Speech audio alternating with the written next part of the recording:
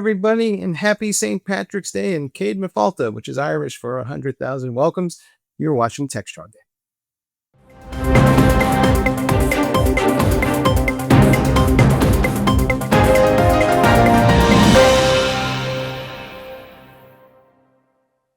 Hey folks, welcome back. I'm Mike Bizarre. Today we're going to be talking about, well, open source AI coding tools around the horizon. Then we're going to have a chat about OpenStack is moving over to the Linux consortium. And then finally, we're going to talk about, well, what's going on with the Irish and technology, because the president seems to be having an issue. I want to introduce our guest today, starting with Tracy Ragan, who's joining us once again from New Mexico. Tracy, how you doing? I'm doing great on a St. Patrick's Day. After all, with a name like Tracy Ragan, I should be doing great on a St. Patrick's Day. And you know what? Do you know what Tracy means? It means in Celtic, it means brave defender. I always like that. All right, brave defender of open source. Okay, I can go with that. We shall see. Sulgana. Well, you know, we like to say on St. Patrick's Day, everybody is Irish, but welcome to the show. How you doing in Ohio?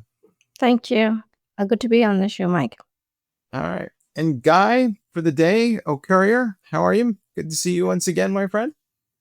Thank you. Good to be here again on St. Patrick's Day. All I've got for you is the usual green wallpaper, which you can see back here. So sorry about that, but I left my green undershirt at home. No worries. I can represent for everybody. But let's get started with what's happening with the Eclipse Foundation. They have launched a project, and it may take a few months yet before we actually see the actual IDEs that they're going to build, but they're saying that they're going to deliver open source IDEs that come embedded with AI coding agents. And what they're trying to do is have something that feels like a DeepSeek moment for open source IDEs, instead of getting yourself locked into an IDE provided by OpenAI or Microsoft or wherever it might be. Tracy, I know you've been following this DevOps AI coding space for a while, but what's your take on what's going on here?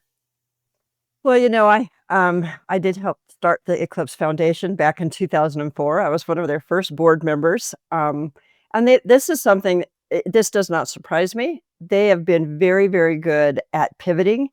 Anytime new technology it shows up or is on the horizon, building that platform to make it easier to use these tools has always been a priority to them.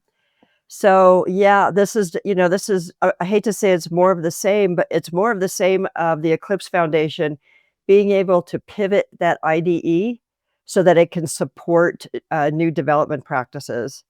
I don't know exactly what they call this AI platform, Thea, I believe. And the ability to really develop software without any kind of lock-in has always been what they've talked about. I think the only lock-in that they want is the IDE itself, but everything around the IDE should be pretty open. So, being able for developers to be able to continue using an IDE that they have known and loved for 20 years, and be able to start building and integrating LLMs into that model and that IDE, that's beautiful. So thank you, Eclipse Foundation, for doing that. And that team is an amazing team, and they have stayed relevant for a very long time. So kudos to them. That's what I think. Yeah, I thought that part of what Eclipse does is enable developers to create their own IDEs, though, or is that just a terminology? In this case, you can do both, right? They have licensed the core code, so in a way that if you're a vendor and you want to create your own IDE based on their IDE framework, you can do that. Or even if you're an enterprise and you're that ambitious and you want to create your own IDE, you can do that. Or you can download what will be a more ready to use IDE provided by them. Which is why the adoption is so strong and it's so sticky, right? That there used to be several different IDEs before the Eclipse Foundation came about. We talked about a lot of different IDEs, and now we talk about two, pretty much Eclipse and Visual Studio. So they're staying frosty. They really are. They're starting to build in the features that developers need and provide a framework for developers to be able to build AI apps. And that's what they've always done. And there is also a bunch of other tools that have come into the market, like Microsoft Origin, LangChain. There is also Crew AI. They're all open source, and they are all supposed to help build agentic AI applications on them. I've been told that a lot of those tools that have come into the market are essentially forks of VS Code, which is open source from Microsoft. And we seem to have tried this movement where we were heavily into open source for our IDEs. And then when the folks came along with all these AI platforms, they seem to like take a lot of open source code, wrap some proprietary code around it, and try to pull developers into their own little ecosystems. That seems like maybe a replay of a scenario that we saw play out over the course of a decade that's now happening much more rapidly. But I don't know, Tracy, are we past the days where vendors can lock in developers? It seems like it's a pointless effort. I think it depends on what you're talking about, what developer tool you're talking about. I don't think we're past those days, though. No, I would not say that. I think the developers. I think what happens is that a culture is built and an ecosystem is built around these developer tools, and that's what locks them in. I don't necessarily think that they have to stick with them, but I do believe that there is camps, right? There's the Eclipse camps, there's the VS camps, and I think we'll see that in these AI tools as well. And I think that the Eclipse Foundation is seeing that they should have a play in that. So no, we're not past that. I think that's going to continue. I think it's part of how developers work. I was going to say it's cultural, right? It's cultural, and I'm not kidding you. I used to carry around a little diskette in my briefcase when we used to have a briefcase that had brief on it. I talk to developers to this day that don't want to do anything except VI, right? The hardcore, really command line types. So, that's a pretty heavy lock-in when you carry your own editor around in your briefcase, or I would stick it in my purse, so I always had it. Yeah, we talk all the time about quote unquote religion in these, like, the religious it's cultural, it's really cultural, but this idea that each developer and sometimes developer teams or groups within, like, cabals or something within the developer teams, have their preferred language, platform, etc. I don't think that, I don't think, the VS versus, Eclipse or whatever, that it extends to that, although Tracy, you would know better than me. But there's real passion around what the right way is to do all of these different elements. And, my sense is that that it's more like VS and then everything else. It's more like Microsoft and then everything else. Microsoft has a very cohesive system in a lot of ways. I know I talked to a number of customers recently about how they're developing, and even ones that are going, cloud first, open, whatever. If their management has a significant investment in Microsoft from whatever a productivity or an enterprise software standpoint, they wind up being Microsoft shops and development wise. So I think that what's really interesting here is, like you said, the quick moves, the swift pivot of this open source community to, let's say, embrace and adopt and enable the use of AI in an open and unsticky way, except for, like you say, the stickiness of that particular project. Yeah, they started with they integrated Copilot pretty quickly. They didn't take much time to do that, for example. Right. So long now. Maybe this is just my perception, but I'd love to know what you think. Is the open source community catching up faster to these proprietary platforms? Historically, we've always seen them kind of catch up and then eventually surpass the proprietary platform that they originally created some version of. But I feel like that's happening much faster in the age of AI. Yeah, definitely. The drive for AI is propelling open source even forward. It has brought it front and center, especially for developers and people who are really involved with AI, the development of it. And open source going forward is going to play a bigger role than it does right now, because people are tired of proprietary technologies being expensive. And as you mentioned, the vendor lock-in is definitely an impediment there. And there are also certain data privacy concerns with proprietary technologies. And not to mention that open source offers a certain flexibility and transparency, which are highly coveted with AI development.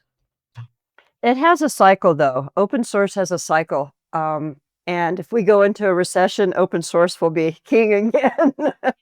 Right? Every time we have a boom and there's a lot of money in the sector, open source tends to be less adopted. And then when the economy starts slowing down, then open source becomes more adopted. So there is a cycle to it.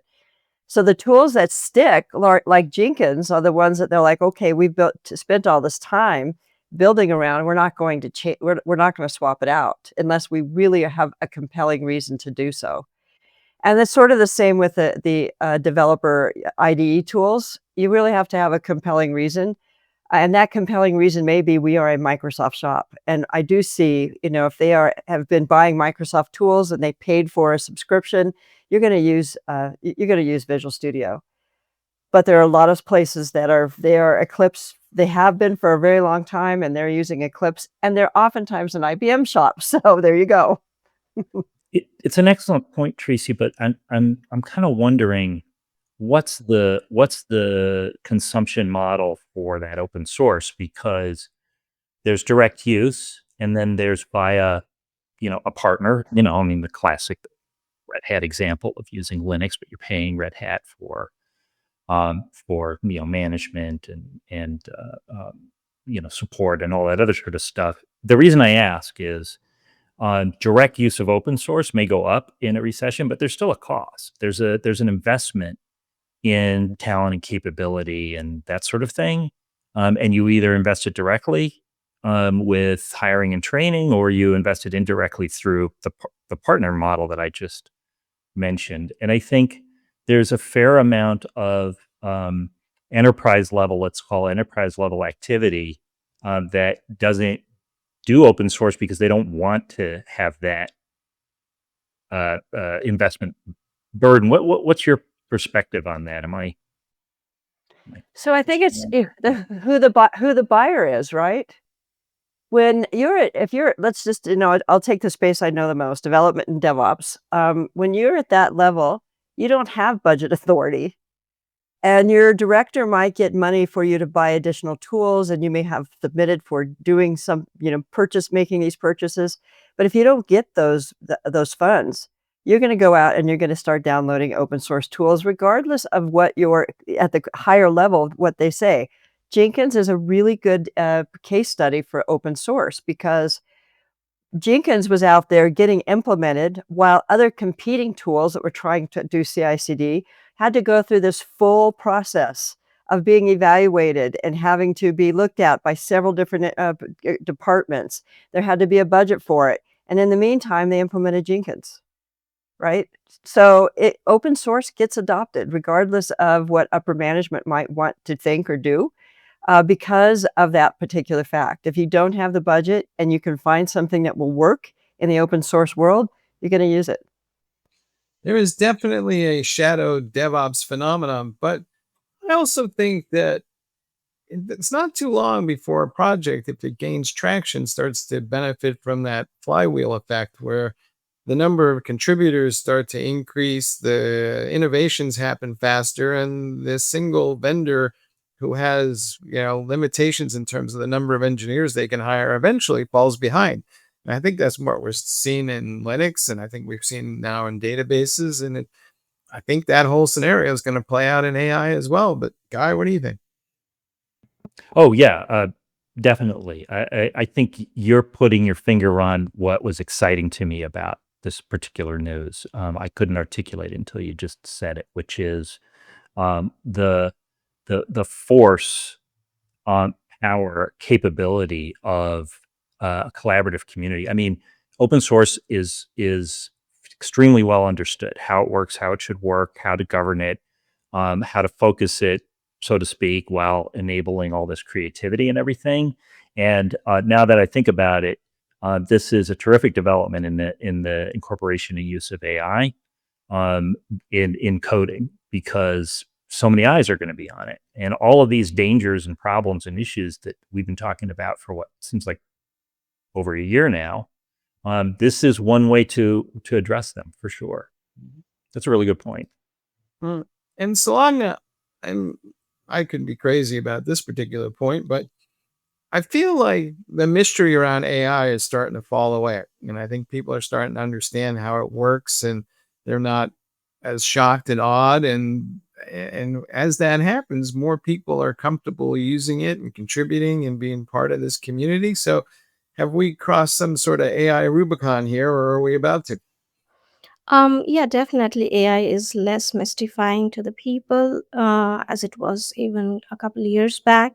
People are starting to understand the way it works, how best to leverage it, and they're discovering new use cases, enterprise use cases, and how to implement it. It's obviously there is still work to be done, but yeah, I feel like people are definitely are crossing a threshold where they understand that AI can be valuable, and the certain ways that it can contribute to business. Yes. All right.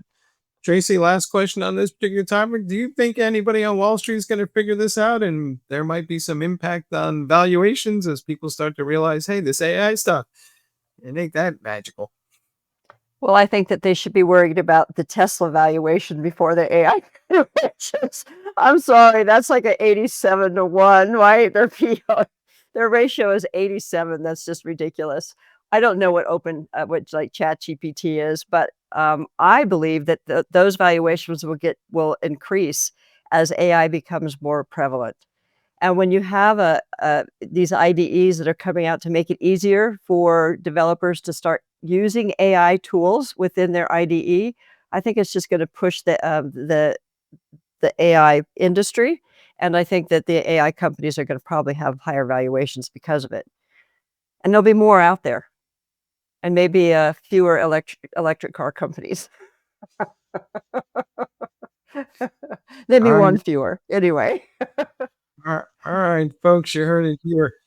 Keep your eyes on this open source space when it comes to AI, because it's going to do some amazing things in the next couple of years. So just wait, Amen, brother. Amen. just wait and see. We'll be back in a minute.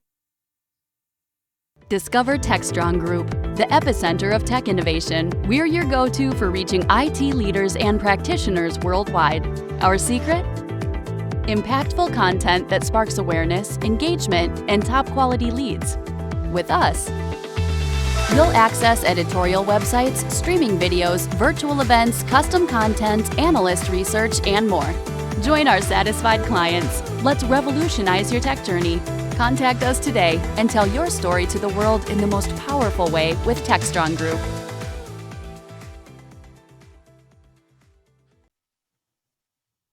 Hey, folks, we're back, and we're talking about the move by the Open Infrastructure Consortium, or Open Infra, who is the steward for OpenStack and a couple of other associated projects, is now going to become an arm of the Linux Foundation, which is the steward for, well, not just Linux, but Kubernetes. And of course, there's Cloud Native Computing Foundation as part of the Linux Foundation, as is the Cloud Foundry folks. So, if you look at the Linux Foundation, it's an amalgamation of foundations, as you might say. But one of the interesting things about all this is that it seems to put the OpenStack community maybe a little more closely aligned to where the maintainers are of Kubernetes and Linux itself. And so when you look at this, Sulgana, do you think we might see a resurgence of OpenStack? Is something going on here? Is this the early stages of it? Or is this just another move to save some cash? OpenStack is in fact experiencing a resurgence right now because of Broadcom acquiring VMware and then revising the pricing strategy. So now once again people are out looking for open source options. So that caused OpenStack to have a sort of like a, should I call it a resuscitation of sorts, and now that OpenStack projects are going to likely be a part of the Linux Foundation, and it will live more closely with Linux, Kubernetes, and OpenStack. And even with the when Kubernetes became a huge success, even then it sidelined OpenStack for a while. So I think living closely with all the other big foundations, like you said, Kubernetes, then there's CNCF, PyTorch, OpenSearch, it'll definitely help bring it back to the front and center of open source. Yes. Tracy, are you seeing any more OpenStack out there as of late? I think it has a defined audience. I'm not sure it's growing, but I'm not in the platform engineering space too much, so I can't tell you if that's true or not. But I can tell you that this doesn't surprise me, this this kind of new partnership, because it takes a lot of work to manage an open source foundation. It's there's a lot of governance, there's a lot of tooling that has to be done on the backside to make sure that developers are trusted, CLAs, and it's work. It's a ton of work. I don't think we would have ever pursued an open source project independent of something like the Apache or the Linux Foundation. So but the one thing I can say, and it's wrong to assume that because it's moves over to the Linux Foundation, that new open source contributors will join the team. And sometimes as these tools, I don't know how old OpenStack is, but it's got to be 10, 15 years. I'm not sure. It's 15, I think. Roughly, yeah, 15. Yeah. Right. Yeah, So Rackspace originated it. so you get a lot of people stop contributing to older projects that tend to be slowing down, right? And so if think they a lot believe that of they're the- going to get more contributors, they're wrong. Well, that may totally be true. A lot of the continuing development of OpenStack has been, from what I can tell, hidden from the wider community. OpenStack at one time was the open source rival to Azure Stack, eventually Azure Pack, Azure Stack. So the Azure approach, the VMware approach, these enterprise approaches. Not to mention, that was pre-Outpost. Before public cloud vendors started to provide on-prem options. So I'm probably forgetting a major platform, but Microsoft and VMware were the main ones. And I would say around 2018, 2017, it underwent a marketing and a positioning shift, and it became, so what happened was more or less private enterprise, to a large degree, went with, sort of turned their backs on an open source approach to a cloud stack, and instead started to use VMware, the predecessors to VMware Cloud Foundation, VCF, or more typically Microsoft. So for on-prem clouds, such as they were doing, the implementations just weren't large enough. The technical needs were a little high. There were a few vendors, like Mirantis is the main one I remember, that sort of took the Red Hat role for OpenStack and enabled OpenStack. They had to shift. So that market went away. But what market stayed? The market that stayed was public, but to a greater degree, the telcos. And the telcos have very large cloud implementations, where they are extremely technical. They have very high performance needs, extreme low latency, extremely high availability, all those sorts of things, where having an open platform that they could use and fuss with and everything was really important. I don't entirely know how to interpret this move. I think you have it nailed, probably, Tracy, which is running an open source project is hard, There has been no real vendor side, like IT vendor sponsor, since Rackspace stepped sort of down and away from OpenStack. None of the telcos are really going to do it. They're rivals anyway. So in the end, this is probably smart from a, like you say, a management, governance, tooling point of view. And they can all continue to contribute, and it may just be a little bit less public and obvious. I don't think this signals some kind of, new adoption of OpenStack at all. No, I don't think so either, but it will help them. Like you said, the telcos, if the telcos become, premier members of that new foundation and they're on the boards, then they can work together to move, OpenStack in a direction that works for them as a consortium. And the Linux Foundation is a perfect place to do that. All right. I'm going to argue the opposite of that. And here's the three things that I think are going to change that equation. One is, originally, to Guy's point, yes, the enterprise turned away from OpenStack because it was hard, it was complicated, and it wasn't as easy to manage as VMware. But to Sulgana's point, VMware pricing's up and people are looking for alternatives, and OpenStack's gotten easier to manage from the various distributions that are out there. The second thing is the AI community is looking for ways to maximize utilization rates of GPUs. And one way to do that is to have some sort of framework for managing their usage, whether they're on-premise or in the cloud. And they're not going to pay for commercial licenses to manage that stuff at the scale that they do. So they're going to go look for something that's open source.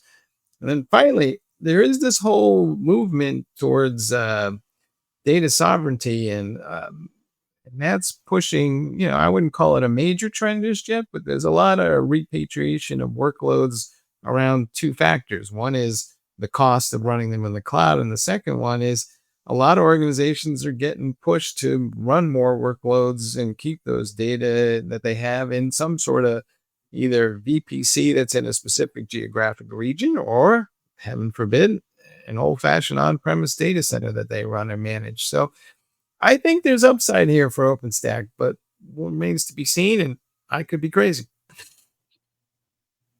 I think you're crazy. So here's the thing. There is real potential in vendors that specialize in edge computing in one form or another to utilize this. I could see that.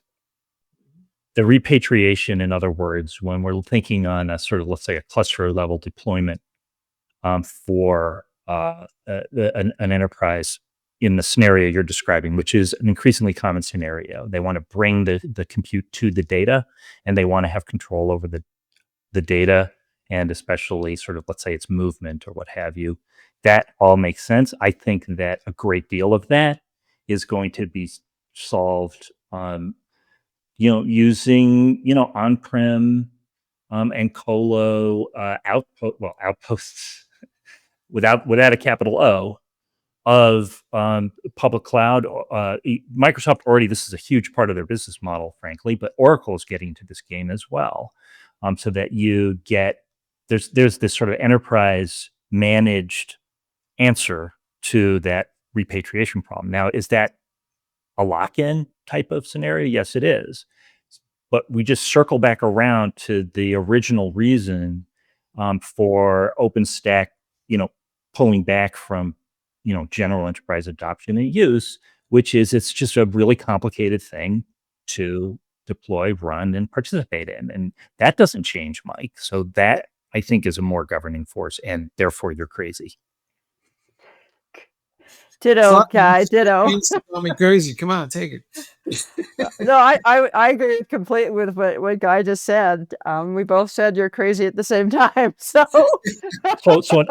an edge vendor is still providing, it's just not lock in into a cloud stack, right? It's not lock in into, they can do all the things. They can provide turnkey or, what's usually called transparent, but frankly is opaque integration. So integration you don't have to worry about or see or manage back to all three of the biggies and, other clouds and all that other sort of stuff.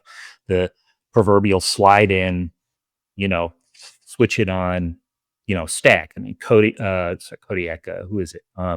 There's a great vendor out on the West Coast. I'm going to remember their name too late, that does this sort of thing. and they can, all those folks can run OpenStack and invest in OpenStack and be part of the OpenStack community, and the end customer there doesn't really need to concern themselves with it. Oxide computing is the one I was thinking of. So that is possible. And I think there probably will be some edge companies that take that approach, but it's not going to be so significant from a market standpoint. All right. Yeah. Guy and Tracy are beating me up. Can you help me out here or no? Well, I'm with you on the fact that yeah, the OpenStack ecosystem itself has like sort of come back into focus since, especially with the telco companies in the recent years, especially driven by VMware's price increases, and yeah, definitely. It may not necessarily become the thing, or it's not probably gonna catapult in a significant way that would get sideline other solutions that are out there. But yes, open source is not easy. It is a lot of work, but I still believe that it is sort of coming into the limelight once again, and people are looking for alternatives, and either it's driven by cost concerns or data privacy. It is definitely going to be more in prominence, especially with AI being in the mix. All right. Well, hopefully somebody will come along and make OpenStack even easier than it has been of late. Hey, I can see a world where maybe those AI agents are making OpenStack easier to deploy and manage. So who knows? We'll see what happens. But just keep getting crazier and crazier, Mike. Come on. It's not. It's possible. I mean, I don't know. Would that be the open question? Would that be a good thing? Do we care to make OpenStack easier? I mean, I love OpenStack. I help build and market solutions based on OpenStack, and I loved working with those engineers and product managers. it would certainly help some small companies if OpenStack were easier to implement. It definitely would. Yeah. So let me come halfway to Mike. Let's say this. Let's say that AWS and Google and these cloud providers continue not to help us manage our costs, right? We've talked about that before on the gang, the hidden costs and how hard it is to manage those costs, be able to figure out what director, is using the funds. And more companies start going to privatizing their environment. Then I'll give OpenStack some breathing room, because that would probably be the tool that most people would use if they are not going to an alternative. But I think at this point, the cat's out of the bag, and most companies are going to use an alternative like AWS or Azure or Google Cloud. And then it's not even a question for them. As Guy pointed out, they're not having to deal with their own, persistent storage of, for VMs, for example. Right. So they don't even have to think about it anymore. And that's kind of the point. All right. I'm going to quit while I'm ahead, because I'm only half as crazy as I was 2 minutes ago. So that's Wait, I have something more to say. No, go ahead. All right, folks, we'll be back in a minute. SecurityBoulevard.com is the leading resource for news, analysis, and education on challenges facing the cybersecurity industry. SecurityBoulevard.com covers all aspects of cybersecurity, including data security, DevSecOps, cloud security, application security, network security, security threats, and more. SecurityBoulevard.com has the largest selection of security content, featuring breaking news, blog posts, podcasts, and more. Visit www.securityboulevard.com to learn more. SecurityBoulevard.com, home of Security Bloggers Network. All right, folks, we're back, and we're going to be talking about, there's a big conversation going on in Irish circles these days. And full disclosure, that's Michael Patrick Bizarre to you, so you know where I might be coming from on this particular topic. But The president had the Taoiseach of Ireland over. Taoiseach is Gaelic for chief, which is their equivalent of a prime minister, and berated him along with the rest of Europe for quote unquote stealing U.S. companies, and specifically citing pharmaceutical companies, but tech companies are also in there. There's a lot of European operations for U.S. companies where they store their tax dollars. There was a famous case involving Apple, and there's some disagreement about the EU wanted the Irish government to collect more taxes and actually forced them to collect something like, I don't know, 1.4 billion or some big number like that. But the point is some people are saying that Ireland is a tax haven. The Irish respectfully disagree. They're just offering advantage taxes that are at a lower rate, and it's actually U.S. law that enables all these companies to set up these operations in Ireland or elsewhere, and it's not their fault. They say if you want to fix it, you got to fix it on the U.S. side. This has been going on for a while. Accenture, I don't know if you know this guy, but the worldwide headquarters for Accenture is in Dublin, and they have like the worldwide headquarters for Dell Technologies, where I used to work, is or was quite some time in Dublin as well. The European headquarters is over there, along with Google and everybody else who's got a U.S. operation or U.S. company. And then what they do is they keep the revenue from Europe there, and they don't repatriate that back to the U.S., so it's not subject to U.S. taxes. And this is an ongoing conversation. Now, the Irish have benefited from all of this because there's now a reasonably thriving software ecosystem of Irish companies. There's at least couple of hundred out there. They're small, but they're fledgling. But what's your take on all this, Guy? Are we going to see the U.S. kind of try to essentially put the screws to the Irish here on St. Patrick's Day? What's going on? Maybe not on St. Patrick's Day. Maybe tomorrow. Maybe we'll just announce it today and do it tomorrow. The U.S. administration seems to be intent on putting the screws on everybody. So sure, I could see that happening. And depending on the reaction from, let's say, the markets or something like that, or with the specific companies, I could see them withdrawing any screws that they put to the Irish or the EU with this approach. I have three reactions to this. The first one is tax haven or no tax haven. That's kind of a semantic discussion. Ireland had has three terrific advantages, one of which was a more favorable tax policy to corporations there, and the lack of a requirement, as you say, to unlike U.S. citizens who have to report their personal global income, companies who are based out of the United States do not need to do the same. So they didn't need to report revenues and profits from Europe or anywhere else in the world outside of the United States.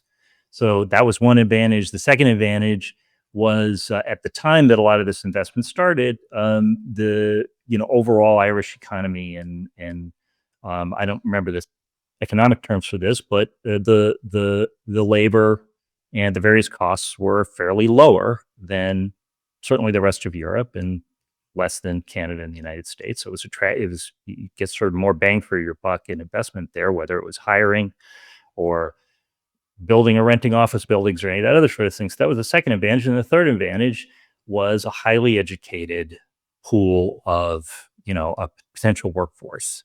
And Ireland very rapidly became one of the world leaders, particularly in software development, I think, but also in other areas of tech development, as well as in pharma and other sectors. So it had all those advantages. And the capitalist system we work in, those advantages are going to attract investment, but also because of the first reason, companies went over there. So if Trump is blaming them for companies being over there and paying taxes over there and not paying them here, blame the Irish, that is, guilty as charged. And we should be proud of that. I'm not Irish, but I'm proud of it for the Irish and for you, Tracy, for Sulgana, and for everybody else who loves Ireland. My second and third reactions are pretty simple. The second reaction is, our own domestic policy right now doing, for example, threatening the CHIPS Act that was intended to bring a lot of investment onshore and capability onshore in the United States, threatening to bring it to an end one way or another.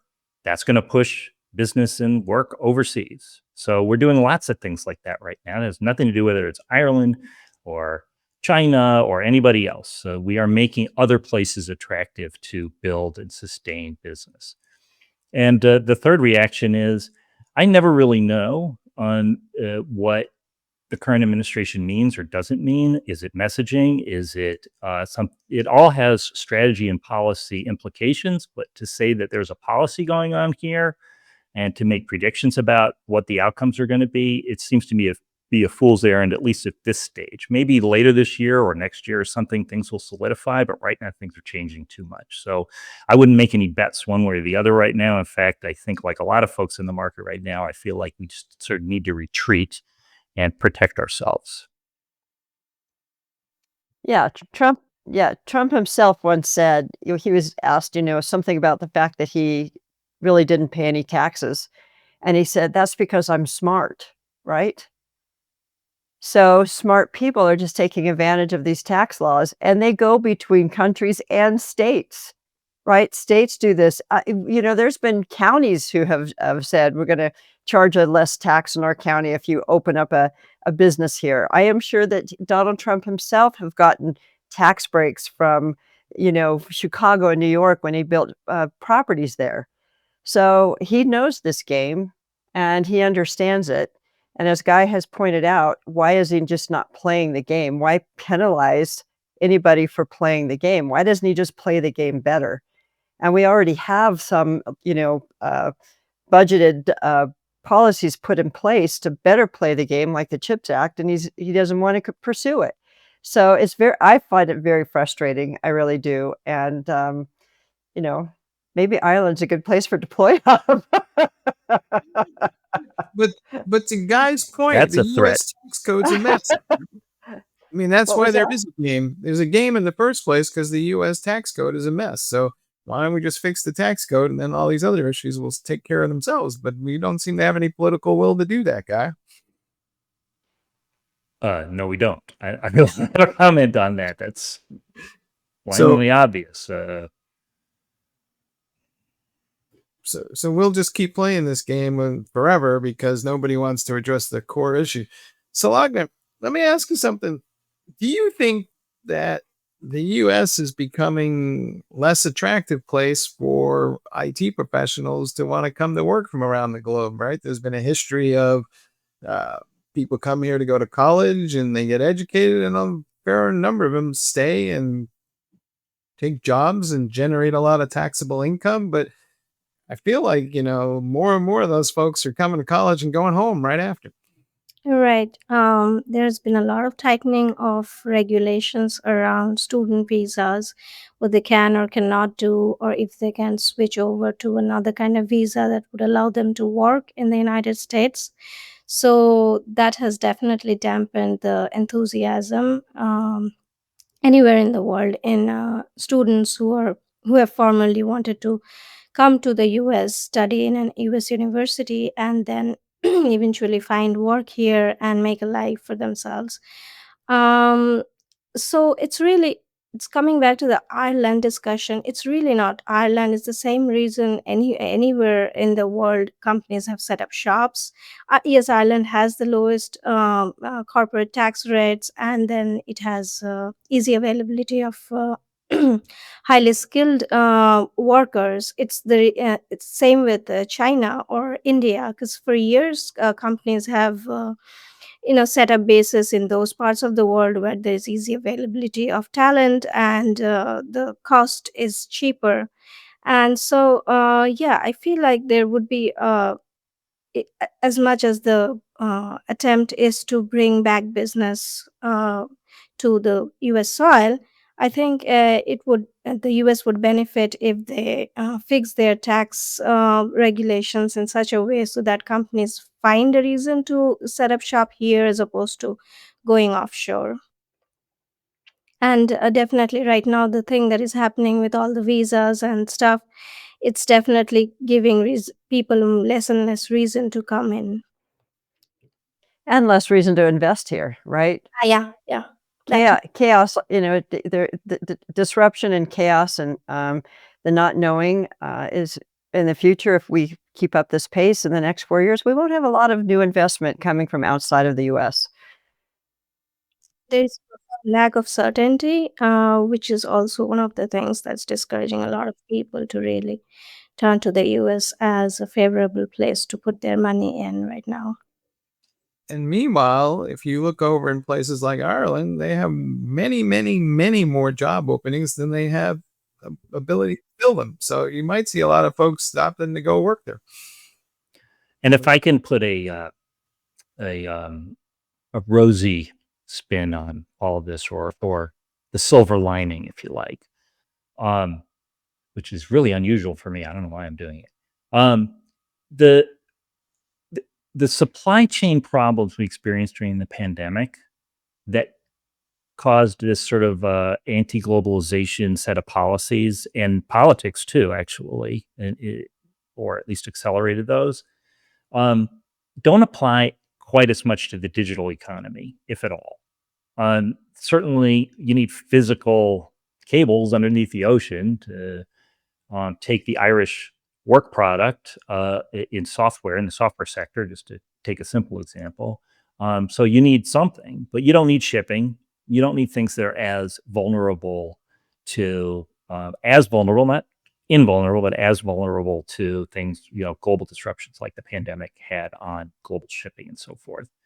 So the point is this allows U.S. companies and U.S. organizations and U.S. individuals, even if the investment is not happening here in the U.S., we can still take advantage of that work product, except for one thing, of course, which is tariffs, which just makes me exhausted to even say the word. But I think the tariff scheme, again, we'll know in a year where that's really going to shake out. But my point is that, I think, Sulgana, you're perfectly right about like sort of the dangers within the U.S. for vendors, producers of this same kind of service and product.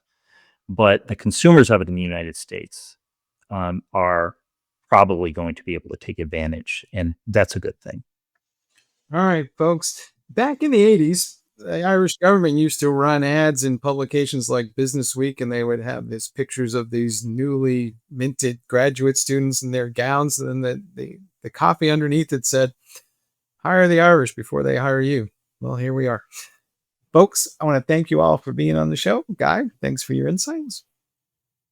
Sulgana, good to see you as always. Tracy, I don't know about you, but in about 30 minutes, I'm going to be marching up Fifth Avenue in Manhattan, so I'll see you later.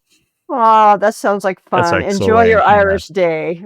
All right. And as they say in Ireland, Slán go fóill, which is Gaelic for goodbye until we see you again. Thanks for watching.